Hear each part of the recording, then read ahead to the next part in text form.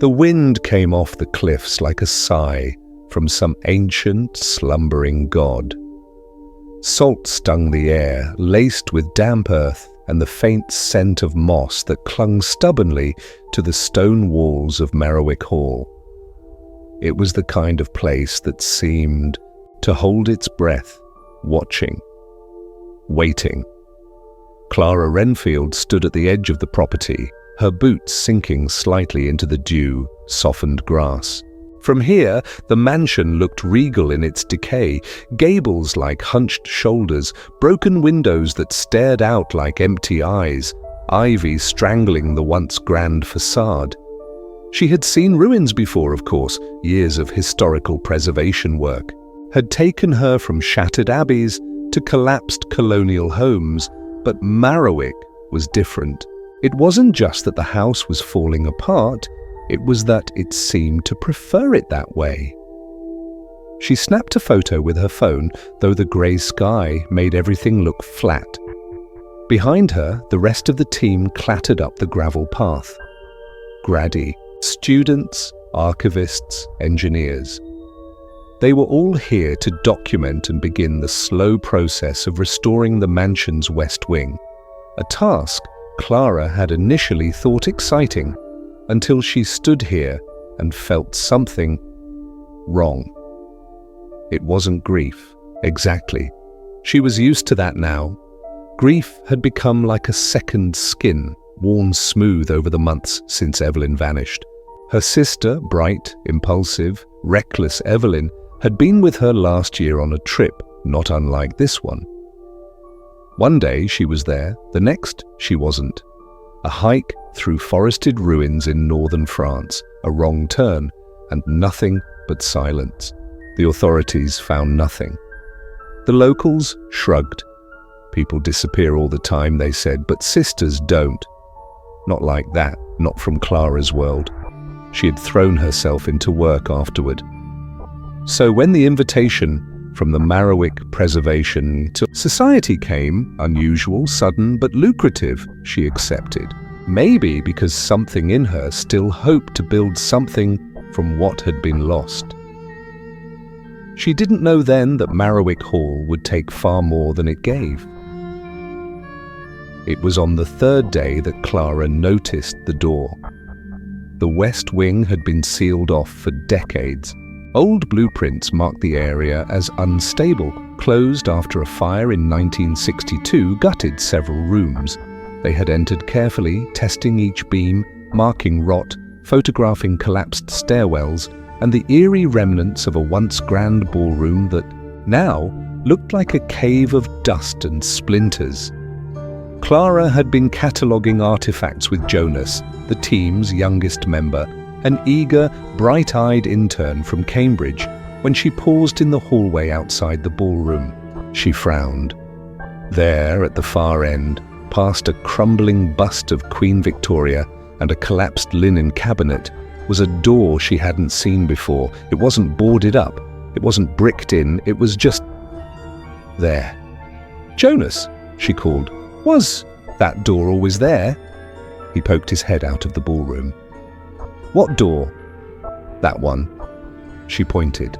It stood in a narrow alcove, set in flawless stone, no signs of tampering, no new construction. And yet it had not been there. Jonas shrugged. "Looks pretty old. Maybe we just missed it." Clara approached. The door was heavy, carved from dark mahogany. The design was bizarre, Victorian floral work at the top, but the handle looked 1920s Art Deco, and the lower panels had modern brass inlays. The entire thing felt like a collage of eras. She touched it. The wood was warm. It wasn't. "Here yesterday," she muttered. "You sure?" Jonas asked, watching her. Clara said nothing. She reached for the handle. It turned easily. Inside was a room unlike any other. The air changed the moment she stepped inside, not just in temperature, though it was warmer, but in pressure. It was like being underwater. Everything felt distant, sounds muffled. The room was round with walls that curved gently inward, as if to hold its contents closely. And what contents they were! A phonograph sat in the corner, silent, next to a gas lamp, and a flat-screen TV with no power cord. A chaise lounge upholstered in emerald velvet lounged across a Persian rug, worn bare by time. A child spinning. Top sat beside a rotary phone and a pristine Apple laptop. The fireplace burned gently, though no smoke rose, no wood cracked.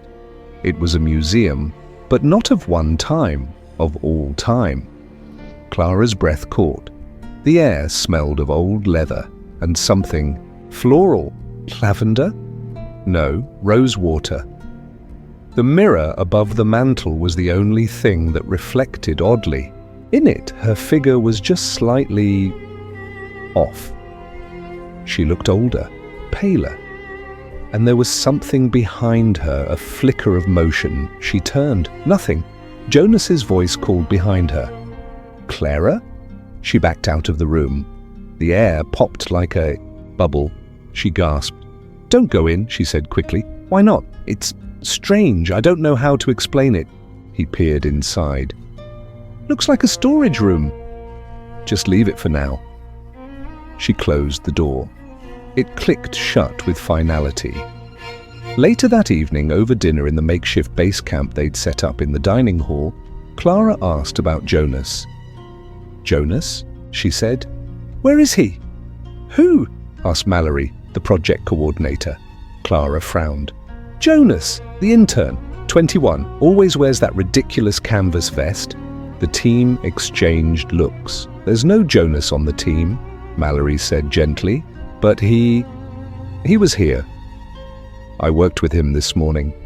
Her voice rose. He catalogued 6 artifacts. He helped stabilize the ballroom arch.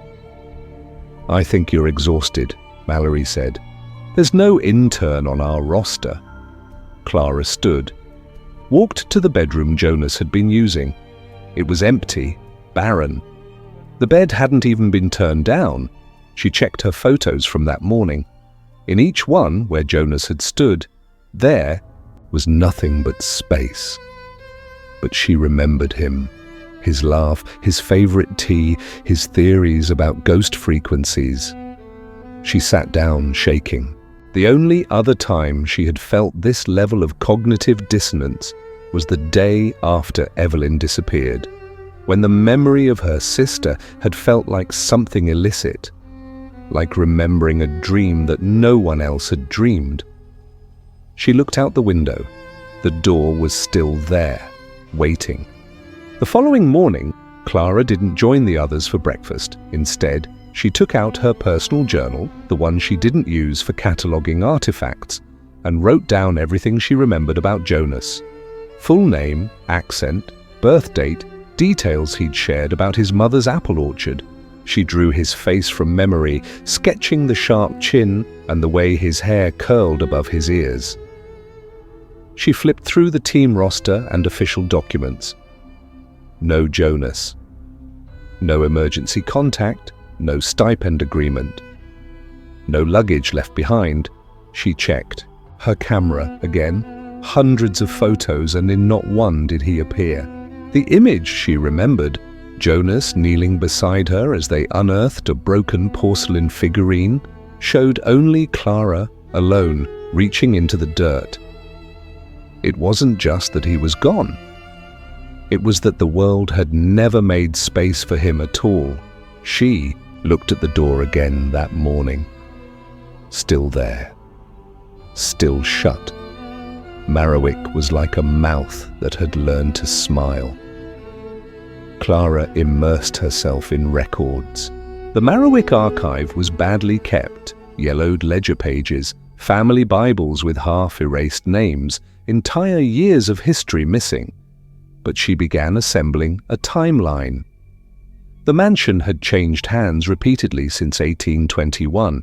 Nearly every generation included at least one unexplained disappearance. An early tenant, Constance Willoughby, vanished in 1845. Her name scratched out in the estate's legal documentation, but Clara found a poem, for Constance, who slipped beyond the veil, penned in an old family diary.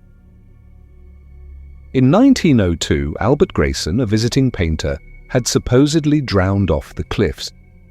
Yet there was no tide that day, and no body was ever recovered. His signature vanished from the guestbook. The most recent entry was from 1987, Marcus Geller, a professor conducting a paranormal investigation. Local police records listed him as having left town, but Clara found a blood-stained note under a floorboard in the attic, addressed to no one. It sees me. It knows I remember. Clara began marking herself.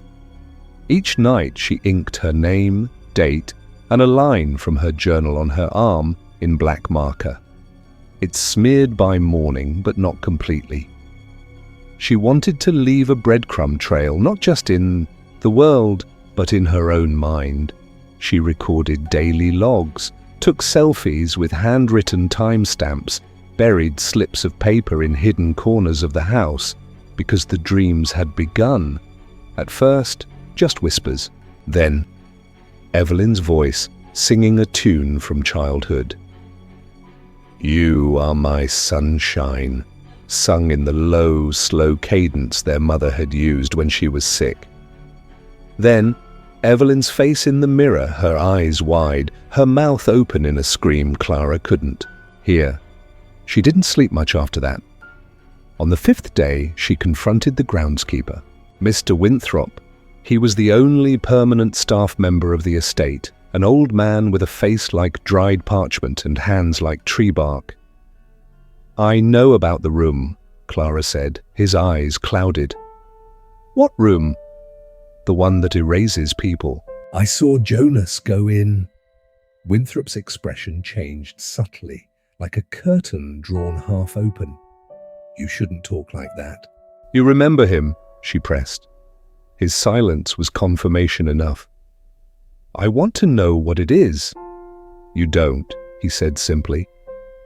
"It doesn't like questions, and it doesn't like being known." "Do you remember Evelyn Renfield?" She tried, desperately. He frowned. Something behind his eyes twitched. "That name?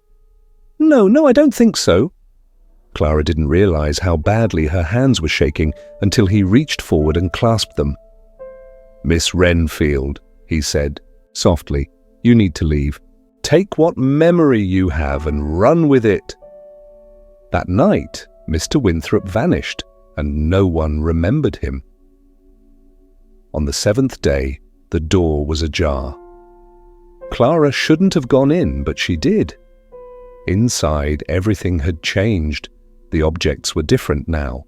The room had reshuffled itself. A swing hung from the ceiling. A Victorian cradle sat by the hearth, rocking itself. On the desk, children's drawings, crayon on thick paper, stick figures, flowers, a smiling sun, a girl with short hair and blue shoes holding the hand of someone labeled Clara. The signature at the bottom read, Evelyn. Clara collapsed to her knees. Her memory cracked open. Evelyn had been there. On the first day of the expedition, laughing, teasing, she'd been the one to suggest exploring the West Wing. Clara had brushed her off. She remembered Evelyn walking down the corridor alone. Then, nothing. She had forgotten her sister, not lost, not dead. Forgotten. That night, Clara did not sleep. She read old letters, examined every artifact, pored through the journals she'd neglected for years. All of them had gaps, paragraphs that ended mid-sentence. Names mentioned once and never again. Evelyn had disappeared into the room, and the world had let her go. Clara grew methodical. She placed items in the room, an apple, a wristwatch, a book, and documented their vanishing. The apple rotted instantly. The watch vanished entirely. The book reappeared outside the next day, but with all its words scrambled. She theorized the room operated outside time. or perhaps within all time, a node where memory and matter became fluid. It didn't kill people, it unwrote them. She left voice messages for herself, hidden audio recorders. Your name is Clara Renfield. Your sister's name is Evelyn. She is trapped. You remember her. They helped, but only barely. There were moments, hours, when she stared into space, unsure who she was. She carved Evelyn's name into her skin. Just a small scar, just below her collarbone. A map of memory etched in blood. In the West Wing's attic, she found a sealed box marked 1921. Inside, letters. One written in a trembling hand. I made it out. I clawed my way from the walls of memory, but I no longer know who I was. I remember my mother's voice, but not her face. I see my wife's silhouette in dreams, but no name follows. I am a man-shaped shell filled with questions. The room keeps trophies. It grows from what is forgotten. And one day, it will be too full to contain. Clara knew then what she had to do. She had to enter, fully. Not just stand in the doorway, not just observe. To find Evelyn, she would have to risk herself. It knew. She didn't know how, but it knew. The door began moving. One morning, it was in the west corridor. By evening, the north stairwell. Each time she reached it, the handle would vanish. Or the door would flatten into the wall. The room was alive, playing with her. Inside, the layout changed each time she glimpsed it. One day a parlor, the next a child's bedroom, a courtroom, a theater with a spotlight fixed on a single empty chair. The mirror always remained, no matter what form it took, and the mirror now watched her back. In her reflection, she saw others, flashes of people not visible in the real world. Jonas, Winthrop, Evelyn. Sometimes they wept, sometimes they screamed. Clara wept too. She began forgetting her own name during waking hours. She'd find herself staring at her reflection, lips mouthing words she couldn't hear. The mark on her arm, a new tattoo she'd hastily inked in the village with shaking hands, read, Clara Renfield, remember her. Her notebooks were full of holes, pages missing, handwriting that wasn't hers. The others on the team began avoiding. Her, she heard them whisper. She's not well. Should we call someone? What's her name again? The fear that clawed at Clara then wasn't for herself. It was that she might already be vanishing. Clara stopped trying to convince the others. They no longer remembered her for more than a few hours. One moment, they'd smile and hand her a mug of tea. The next, they'd look startled, like she'd appeared from nowhere. Her nameplate vanished. From the dormitory door, her voice recorder was found discarded in the grass, so she made preparations alone. She left notes under floorboards wrapped in oilcloth, buried her journal under a rotting floor tile. She tattooed coordinates on her inner thigh. In the mirror each morning, she whispered her name until her mouth went dry. Then one night, the door waited for her in the ballroom. Open. Inside, the room was darker than before. Quiet. The fireplace still burned, but the flame flickered oddly, almost in reverse, curling downward like a dying star. She stepped in and closed the door behind her. The sound it made was not a click, but a sigh. The room stretched, the walls folded outward, impossibly, like origami in motion. The objects inside multiplied. Books, toys, coats, dolls, letters, paintings, all disjointed, drawn from centuries. A Roman oil lamp beside a 1980s cassette player. A fur-lined snowsuit next to a ruffled hoop skirt. Time itself had collapsed here, Then figures. Dozens, no, hundreds. Men and women, children and elders. They moved like sleepwalkers drifting through the chamber. Some cried, some laughed softly to themselves. Most stared ahead, eyes glazed, murmuring words without shape. She saw Jonas. His eyes met hers. Recognition bloomed, then faded like a dying bulb. He turned away, dissolving into the dim. She screamed, "Evelyn!" The name echoed but did not return. Then a girl stepped from the crowd, short brown hair, a chipped front tooth, the same stormy grey eyes Clara saw in the mirror each morning. "Clara?" the girl whispered. She was 12 years old, but Clara knew. "Evelyn." Her sister smiled. "You remembered me?" Clara fell to her knees, sobbing. "I thought I'd lost you. I forgot you. I forgot. It's not your fault." Evelyn knelt too. "The room doesn't kill us, it files us, like old stories no one tells." Clara reached for her. Her hand passed through Evelyn's. Not ghost, not solid, something in between. "I've been trying to hold on," Evelyn said, "but it's getting harder. You can come back, I'll Pull you out. You can't, Evelyn said sadly. It only lets one leave. What? You're still real, you remember. That gives you weight. If you take me, you'll vanish. Clara shook her head violently. Then I'll stay. No, Evelyn said, eyes fierce. You're the only one left who remembers me. If you disappear, I disappear forever. The room groaned. The walls closed in an inch. Behind Evelyn, other figures turned to watch.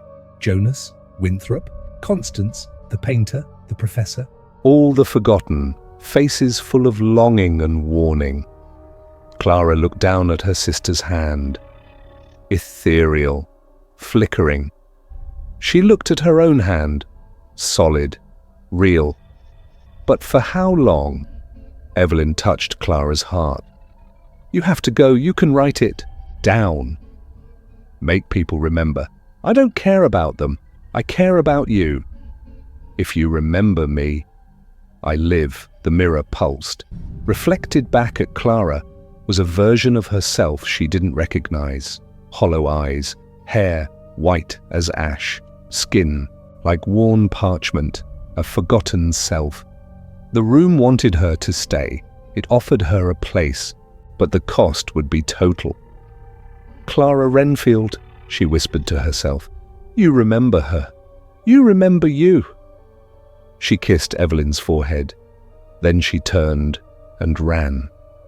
The door tried to close. The hallway behind it shifted and groaned, stretching, away like a dream, unraveling. Clara forced herself forward, clutching the last thread of herself, her name, her sister, her voice, and burst through into the hallway. She collapsed on the floor. Behind her, the door snapped shut. The others found her hours later, unconscious but alive. When she woke, Mallory looked startled. We didn't know you were still here, she said gently. What's your name? Clara smiled weakly.